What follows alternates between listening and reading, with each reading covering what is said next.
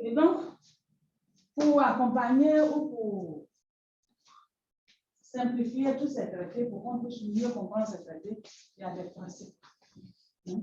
Et donc, ici, on a essentiellement 9 principes, mais ce n'est pas exhaustif. Il y a d'autres principes, certainement, mais ici, c'est les principaux principes, les fondamentaux. Et donc, il y a le principe de quoi? Liberté d'accès et d'utilisation de l'espace extra-atmosphérique, le principe de non-appropriation, le principe de conformité au droit international, parce que le droit spatial doit être conforme au droit international.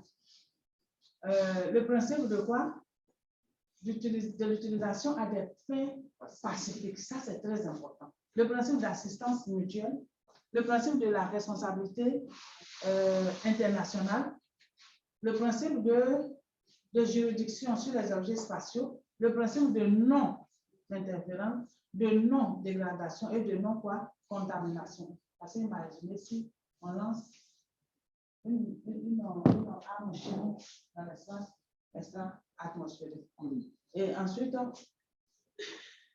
le principe de transparence est de libre accès aux informations et équipements. Mon petit, c'est ce que tu as dit là. Est-ce que ça, c'est l'homme qui a créé ça? Et donc, au niveau donc, du principe de liberté d'accès, bon, ce principe est devenu une règle de droit international coutumier. Aucun État ne peut se voir imposer des restrictions ou des conditions par un autre État pour accéder à l'espace extra-atmosphérique, l'explorer et l'utiliser conformément au droit international. L'exercice donc de ce principe va souvent de pair avec la question de la définition et ou la délimitation de l'espace extra-atmosphérique par rapport à l'espace aérien qui est, lui, susceptible d'être soumis au droit national. Qu'est-ce que ça veut dire?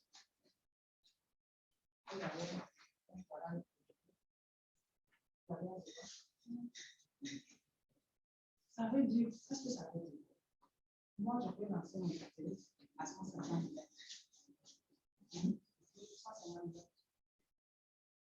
Je dis que c'est un satellite de 150 km. C'est un satellite de télécommunication, donc ça passe à altitude, c'est pas grave. Un autre, je ne vais pas dans l'espace extra-atmosphérique, c'est dans mon espace aérien. Parce que il n'a pas été dit clairement que voici la limite entre les deux. Donc, il y a une zone de transition, on peut dire, qui est là, entre l'espace aérien et l'espace extra-atmosphérique. Et donc, là, il y a beaucoup de choses qui peuvent se faire. Moi, je peux venir me mettre là, juste que je suis venu l'Ukraine tous les jours. Vous voyez, donc, ou bien le Mali, ou bien la Côte d'Ivoire, ou bien le Cameroun. Et donc, il y a un problème là. Il faut que les États puissent définir clairement la limite entre l'espace aérien et l'espace extra. Là, en ce moment-là, tout engin qui est dans l'espace aérien, on peut interpeller les propriétaires de cet engin-là pour que soit les fasse de censure pour confidentiel, s'il y a une façon de lui faire changer d'orbite pour aller un peu plus loin. Voilà. Non. Ensuite, le principe de non-appropriation, on a déjà beaucoup parlé de ça. En réalité, ce principe prohibe, c'est-à-dire interdit, toute extension de souveraineté nationale, surtout une partie de l'espace extra-atmosphérique.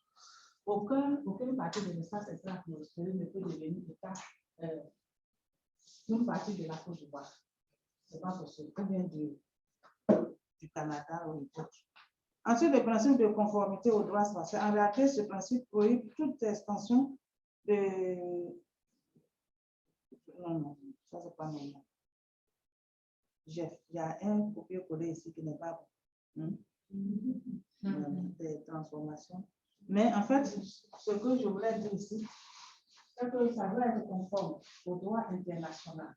Ça ne peut pas être un autre droit. Parce que déjà, c'est un droit international c'est quelque chose qui se fait entre les États, par les États et pour les États. Donc, il faut que ça soit conforme, aligné au droit international.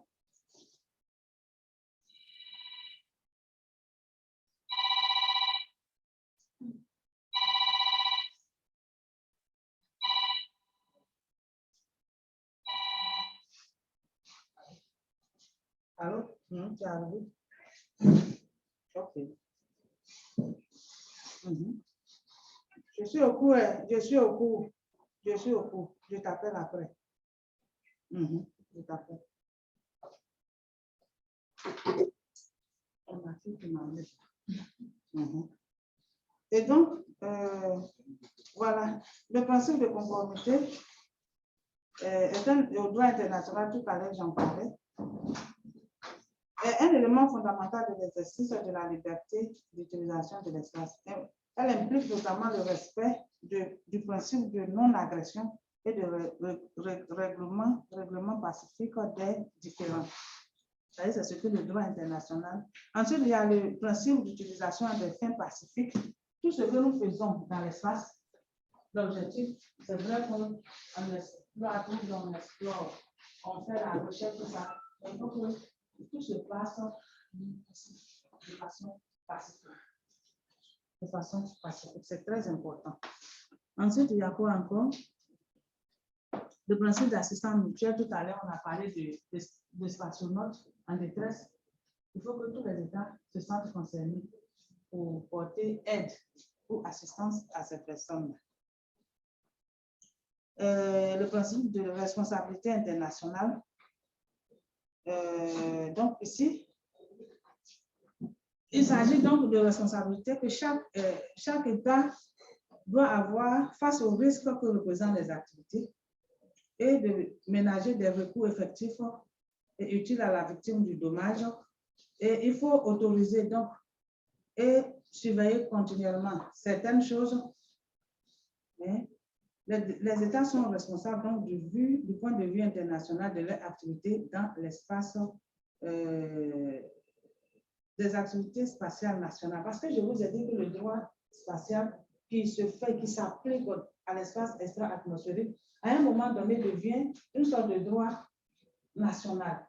Parce que les GPS que nous utilisons, la cybercriminalité, toutes ces choses-là, chaque État se doit de faire quoi? D'élaborer des tests juridiques pour pouvoir faire face à tout ça. Et donc, ça fait partie aussi de la responsabilité. Donc, le droit spatial n'est pas seulement, comment je vais dire ça, appliqué seulement à l'espace atmosphérique. Il y a une partie à cause du fait que nous utilisons les retombées de ce qui se fait dans l'espace sur Terre et ce que nous utilisons ici, il faut que ça soit régi aussi par des lois. On a parlé des dommages causés par des objets. Les États impliqués doivent être tous unis pour faire face à ces choses, comment je vais dire ça, à ces sollicitations. Il y a le principe de juridiction sur les objets spatiaux. Donc, qui parle de matriculation et poursuit donc deux objectifs essentiels. Donc, il faut identifier l'état de lancement ou l'un des états de lancement, notamment au fin de ménager à la victime du dommage causé par cet objet un recours effectif. Donc, c'est à peu près la même chose, mais vous voyez que le droit est très précis en temps normal. Et c'est ce qui fait que souvent, quand on a une affaire en justice, les avocats, ils utilisent des choses qui sont à leur disposition. Voilà. Et ils choisissent des éléments qu'il leur faut pour pouvoir défendre leurs clients. Et donc, il faut faire très attention.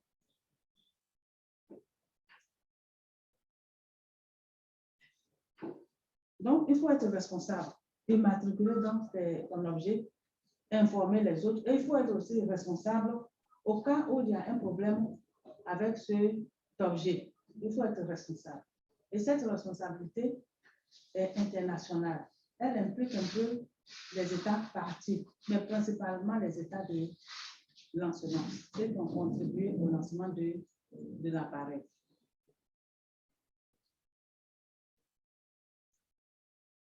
Le principe de non-interférence, bon, on a déjà parlé un peu de ça.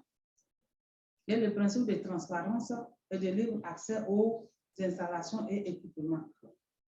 Et un rôle particulier est réservé au secrétaire général des Nations Unies pour collecter l'information transmise par les États au sujet de leurs activités spatiales et pour rendre cette information accessible aux autres États et à la communauté scientifique. Donc, vous voyez qu'on cherche à ce que la chose soit transparente au maximum.